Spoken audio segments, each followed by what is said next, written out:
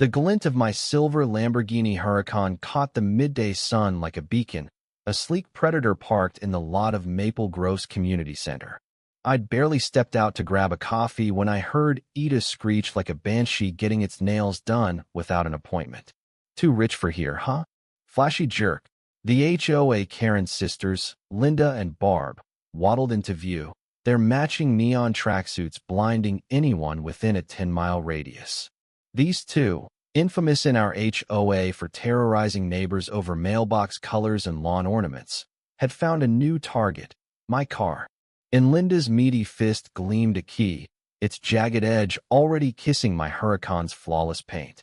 Barb, her double chin quivering with glee, egged her on. Scratch it deeper, Lynn. Teach this punk a lesson. I froze, my iced latte slipping from my hand. The sisters didn't just key my car, they performed. Linda carved jagged lines across the hood, her sneer wide enough to show her gold-capped molar. Barb, filming it on her phone, cackled, "This'll go viral." Entitled Rich Boy Gets Owned.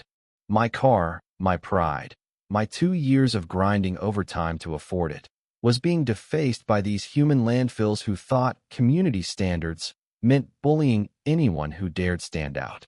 I wasn't rich, just a 28-year-old mechanic who'd saved every penny for this dream. But to them, I was a symbol to smash. "Stop!" I shouted, sprinting toward them. My voice cracked, raw with disbelief. Linda didn't even flinch, her key digging deeper as she turned to me, eyes narrowed like a viper's. "This is our neighborhood, kid," she spat. "You don't belong here with this toy." Barb chimed in, her voice a nasal assault. "Yeah, too rich for Maple Grove. Go park this in Beverly Hills." The audacity hit me like a slap. These women, who'd once reported my neighbor for planting gaudy tulips, were now judge, jury, and executioner of my life's work. A small crowd gathered, Mrs. Chin from down the street, a teenage dog walker, and a guy in a delivery uniform.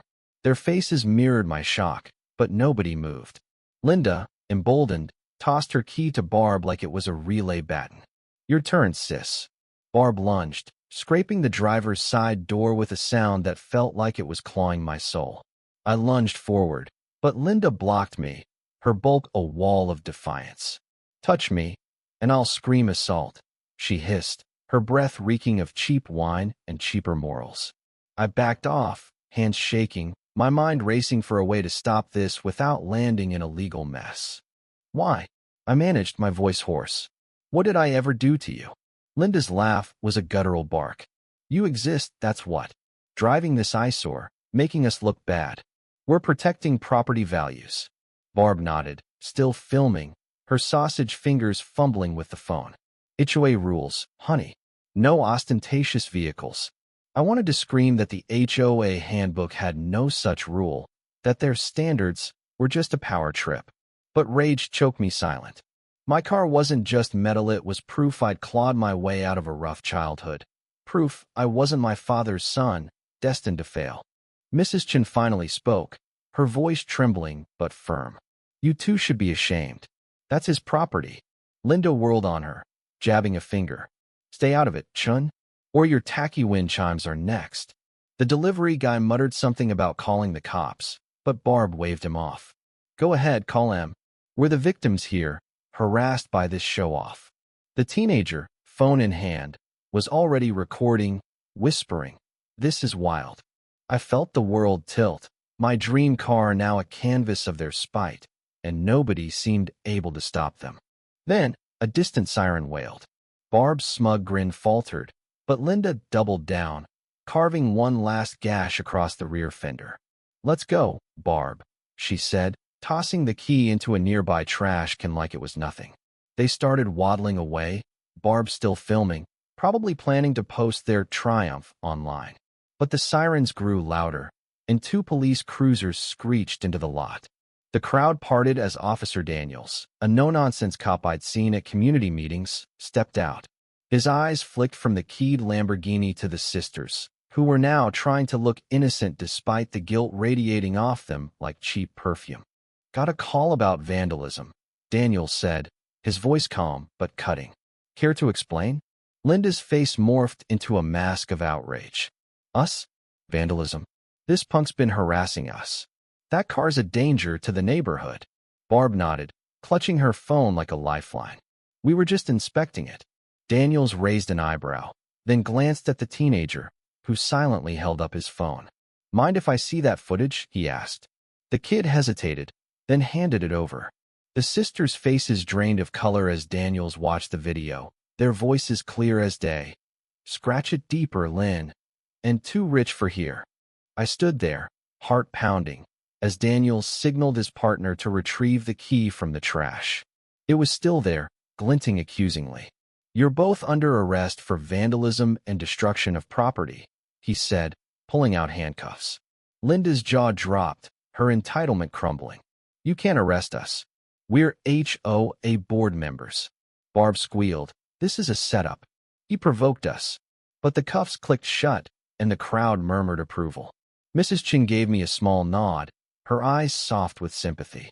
As the sisters were led to the cruiser, Linda turned, her voice a venomous hiss.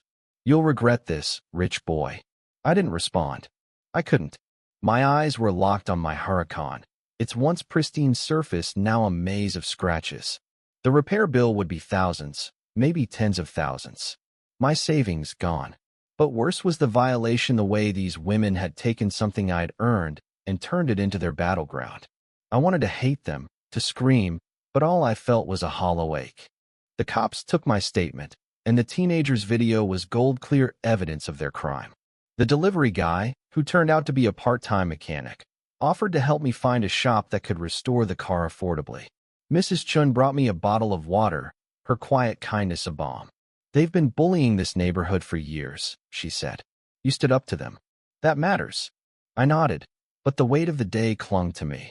The sisters would face charges, maybe jail time, but it didn't erase the damage. Later, at the station, I learned more. Linda and Barb had a history, fines for harassing neighbors, even a lawsuit for trying to evict a single mom over unapproved window curtains. Their reign of terror was crumbling, thanks to the video going viral on X, shared by the teenager. Comments flooded in, classic Karens, and justice served. But I didn't feel victorious. I felt exposed, like the sisters had ripped open my life for everyone to gawk at. My car wasn't just a car, it was my defiance against a world that said I'd never amount to anything. And they tried to take that away. Weeks later, the sisters pleaded guilty to avoid heavier charges. They got community service, ironic, given their obsession with community standards. The HOA board, humiliated by the publicity, voted them out. My car was repaired, thanks to insurance and the delivery guy's hookup, but every time I drove it, I saw those scratches in my mind. The sisters had wanted to humble me, to make me feel small, but they'd only shown the world who they were. Petty, cruel, and desperate for control. I parked the Lamborghini in my driveway that night, the silver gleaming under the streetlights. Mrs. Chun waved from her porch, her wind chimes tinkling softly. The neighborhood felt lighter, like it could breathe again. The sisters' screams of "too rich for here" echoed in my head, but they were wrong. This was my home. I belonged here. And no key, no Karen, could take that away. The end.